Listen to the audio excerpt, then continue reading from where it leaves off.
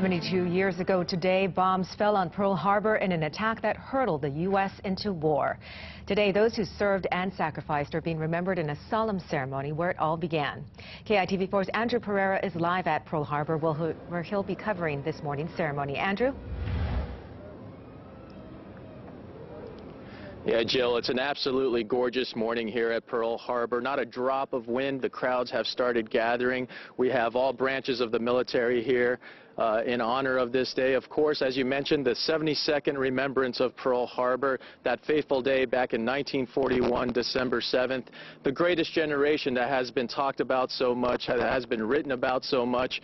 Of course, that generation is entering its twilight.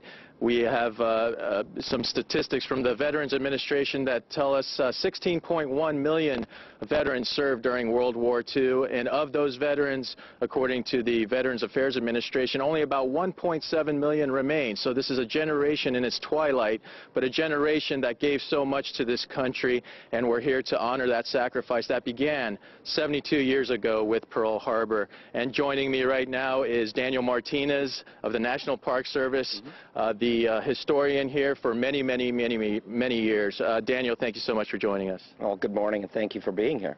My pleasure. Tell us about the theme of today's remembrance. Well, the theme for today's remembrance is sounding the alarm, and it basically, we framed it, so how did the American public get the word? And basically, that word came from folks like you.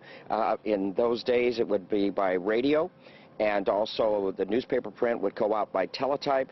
But here in Hawaii, there was actually a live broadcast done at KGU on the rooftop describing what had happened. So it was moving into a new age, but the public, that is on the mainland in particular, were shocked by what was happening. It was a Sunday.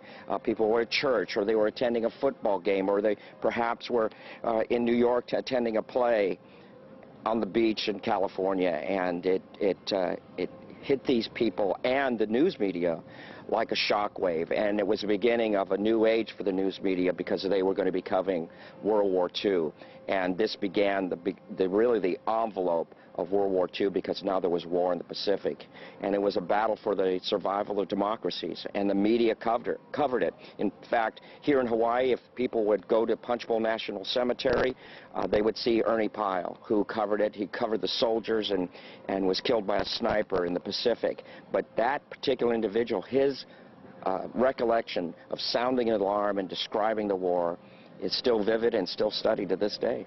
Amazing, Daniel. Thank you very much. And of course, we'll be bringing you the sights and sounds of Pearl Harbor Day here throughout the morning. Jill, back to you.